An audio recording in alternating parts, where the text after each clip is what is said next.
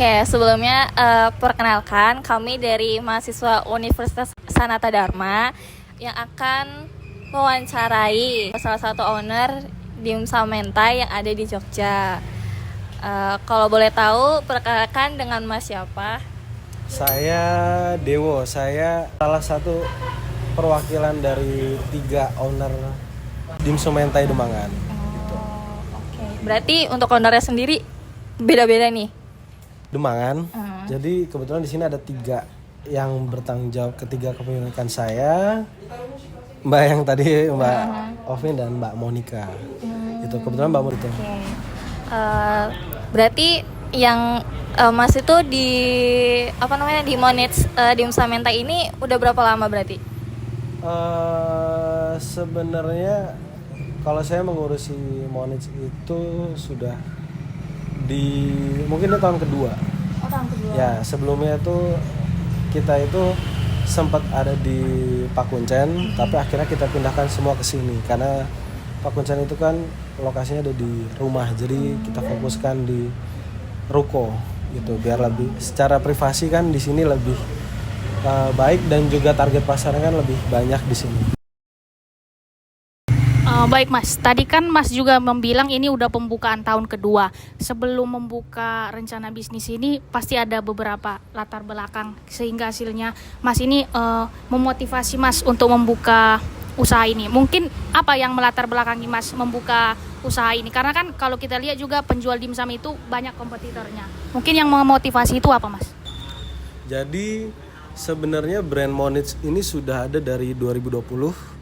Tapi pelaksanaannya itu masih by online, jadi by pre-order, dan juga varian menunya belum sebanyak ini. Dan juga tahun 2020 itu masih dijalankan oleh partner kami yang Mbak Monica itu makanya namanya Monich gitu. Nah, terus habis itu di tahun 2020 itu saya mulai membantu di situ untuk mengembangkan dengan offline store-nya yang di Pakuncen di rumah saya. Jadi untuk meminimalisir biaya operasional sewa tempat dan lain-lain, jadi kita mencoba untuk di awal itu offline itu di rumah saya. Dan juga itu kebetulan latar belakangnya pada tahun 2020 itu saat itu belum terlalu banyak dimsum seperti ini, dan juga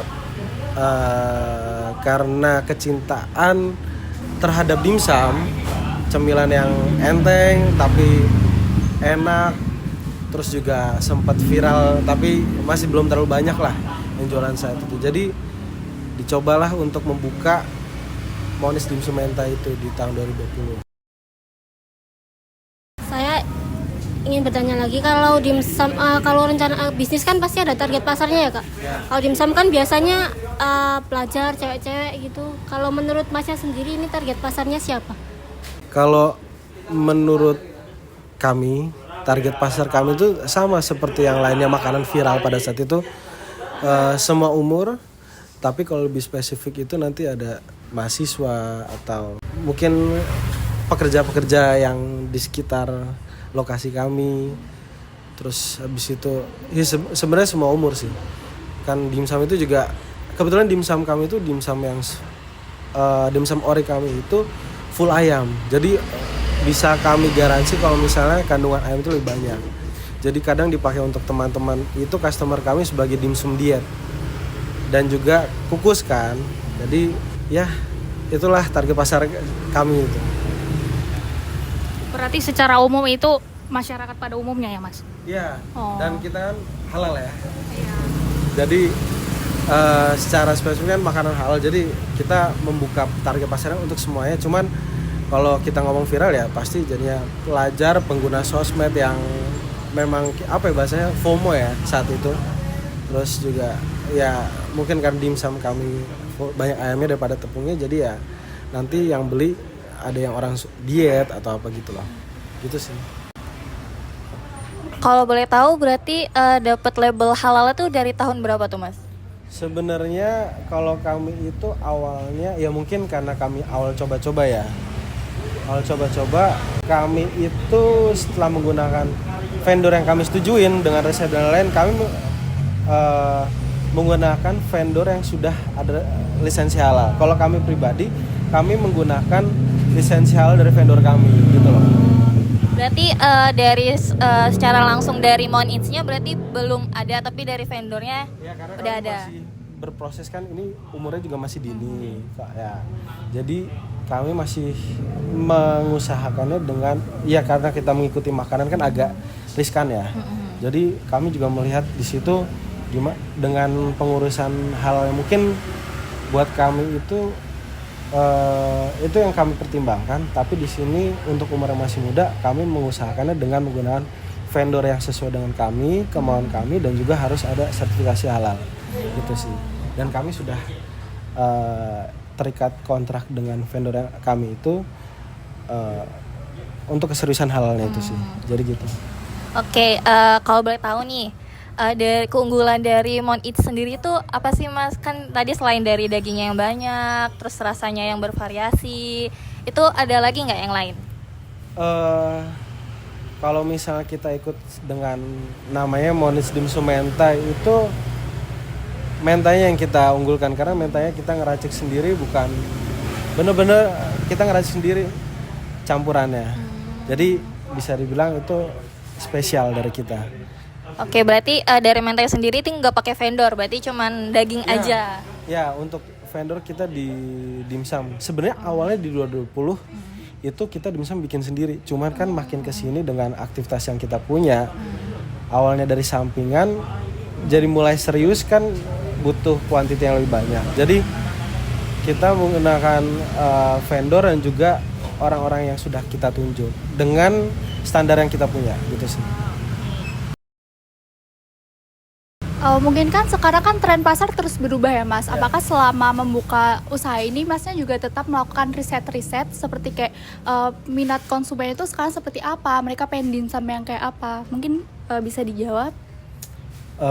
Jadi berarti tentang kendala ya Mbak? Kendala. Jadi untuk kami sebagai bukan pebisnis ya, untuk kami yang berkecimpung di dunia F&B dimsum mentai ini, kami juga sadar sih kalau minat itu kan fluktuatif. Jadi ada yang pas lagi viral, pas lagi downtrend. Itu buat kami itu hal yang wajar. Nah, untuk soal riset itu kami juga selalu memantau sih. Kalau misalnya kita lagi ngeliat nih kemauan pasar seperti apa, apakah kita harus menambah varian atau apakah kita harus mengencangkan kembali exposure-nya atau algoritmanya di medsos. Itu selalu kami pertimbangkan sih seperti itu. Jadi kami mau menjadi orang yang melakukan bisnis di dunia F&B itu fleksibel sih, nggak terlalu strict gitu sih. Mas, kan ini udah berdiri sejak tahun 2020 kan? Betul. Nah, untuk promosinya ini, promosinya gimana? Apakah memakai sosial media atau dari mulut ke mulut gitu? Jadi untuk media promosinya itu seperti yang tadi saya sampaikan, di tahun 2020 itu pre-order pasti target pasarnya, pasti kami menggunakannya itu dari teman ke teman dulu pasti. Misalnya dari circle pertemanan, terus habis itu dengan Instagram. Jadi kita mempromosikannya, bantu promosin dong gini. Terus habis ternyata akhirnya jadi mulut ke mulut. Terus habis itu mulai kita nge-boost di media sosial, TikTok gitu sih. Sama juga waktu kami perekrutan kami menggunakan media sosial gitu sih. Karena ya kita harus melek sama teknologi sekarang sih, harus update gitu. Kalau boleh tahu nih, dari awal perekrutan si karyawan tadi itu emang bener pure pakai media sosial Instagram atau TikTok aja, atau emang pakai job street atau yang lain gitu? Waktu itu seingat saya Mbak, karena udah dari tahun lalu kan sebenarnya. Itu kami menggunakan media sosial, terus kami juga bekerja sama dengan Instagram yang menyediakan jasa iklan untuk ya semacam kayak infoloker gitu sih. Terus kami juga mencoba di Threads juga, karena kok melihat kayaknya banyak orang-orang yang excited mencari. Saya mau tanya Mas, kalau bisnis kan tentunya nggak terlepas dari adanya modal ya Mas. Modal. Ya modal. Tadi kan Masnya bilang kalau di awal ini awalnya cuma sampingan. Nah kalau modal sampingan, modal bisnis sampingan itu tidak mungkin bisa dikatakan tidak seproper kalau mau buka bisnis yang lumayan besar. Itu kalau dari dimsum ini tuh modalnya awal dari mana? Dari tabungan kah atau dari yang lain kah? Jadi sebenarnya waktu 2020 dimulainya itu kan sampingan untuk mungkin mencoba untuk mungkin menyalurkan kesukaan. Itu pasti modalnya lebih minim daripada sekarang kita menggunakan tempat ya, sewa tempat. Jadi modal itu pasti di awal itu bukan di awal ya, maksudnya semua itu kami modal sendiri. Kami nggak ngambil pinjaman bank atau enggak, itu kami anggarkan dari kami sendiri dengan perhitungan yang ketat ya, karena ini ya bisnis yang sehat sepertinya memang harus semua diperhitungkan sih gitu. Mungkin ini pertanyaan terakhir dari kami Mas. Ini kan udah cukup lama juga karena dari tahun 2020 ya. Iya. Nah, selama Mas menjalankan bisnis ini mungkin Mas pernah mengalami ataupun apa sih kendala-kendala, ada tantangan-tantangannya nggak dalam menjalankan operasional bisnis dimsum mentai ini? Pastinya ada ya Mbak kendala, karena ya pasti kendalanya itu tentang tren pasar sih. Kayak misalnya sebenarnya saya nggak tahu ini disebut kendala apa enggak, tapi bersyukurnya dimsum itu salah satu makanan yang pernah viral, tapi di saat ini pun masih bertahan. Karena nggak seperti beberapa, mungkin Mbaknya tahu berapa banyak kejadian case itu viral sampai ada franchise banyak tiba-tiba hilang gitu loh. Itu yang menjadi kendala kami ya, fluktuatif minat pasar aja sih. Tapi dengan adanya perhitungan stok dan lain, kami rasa aman sih untuk kami sendiri. Oke, sekian dari wawancara kami dengan Mas Dewo selaku owner dari Mon Eats Dimsum Mentai. Oh ya, salah satu owner di Mon Eats Dimsum Mentai. Dadah.